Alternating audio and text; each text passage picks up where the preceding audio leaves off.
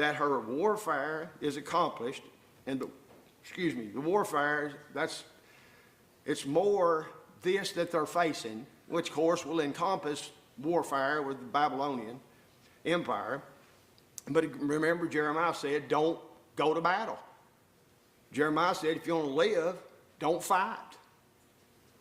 And he said, and don't run.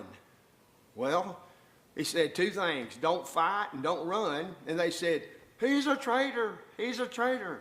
So let's fight. And if we get done fighting and they're still whooping us, let's run. Everybody did that, died. No, don't fight and don't run. They did both of them. So there shouldn't have been any warfare, but there was. And her iniquity is pardoned, for she hath received of the Lord's hand double for all her sins.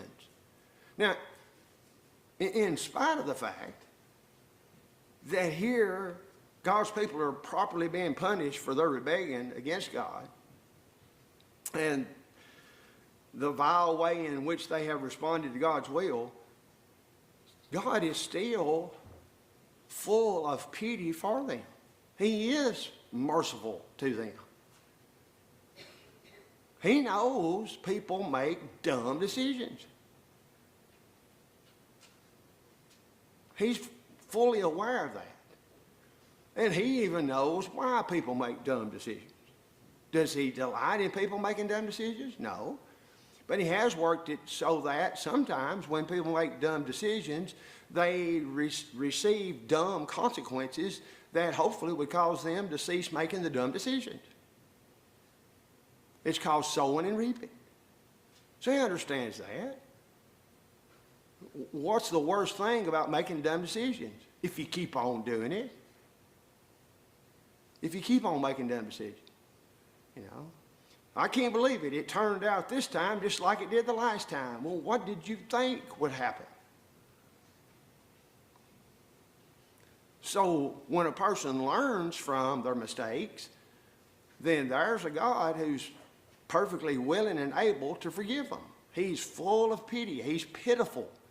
And not pitiful like we use the term, but he has pity upon the creature he created in his own image, realizing that.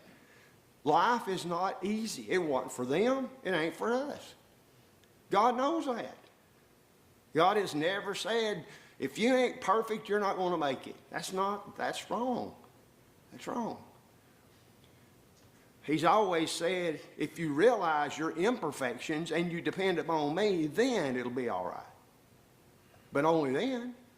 I saw, I'll use this illustration, and I saw this just the other day where there's this famous actor. I ain't going to tell you his name, but anyhow, he'd been in and out of all kinds of problems throughout almost his whole career, almost to the point where he was on the street, you know. And another big name actor who earlier in his life had been in that same position, you know, he had wasted himself in so many respects and almost ended out on the street as well. And this younger one said, he gave me a house to live in, and he told me, whenever you realize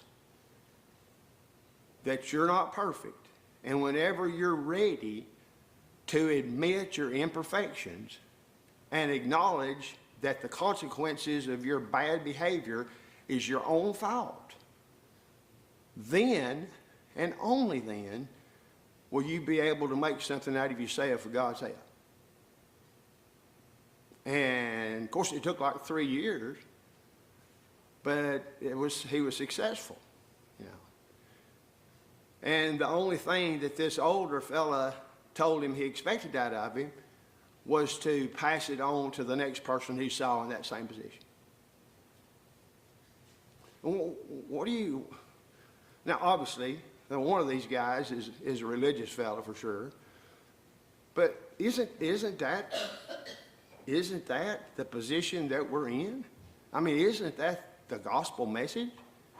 Well, sure it is. We'll have to stop right here, and got an extra minute or two to get you a break. So we'll pick up here with verse number 3 and go through this whole context here and mark those things, and I'll try to have some material for you to use too. Thank you much.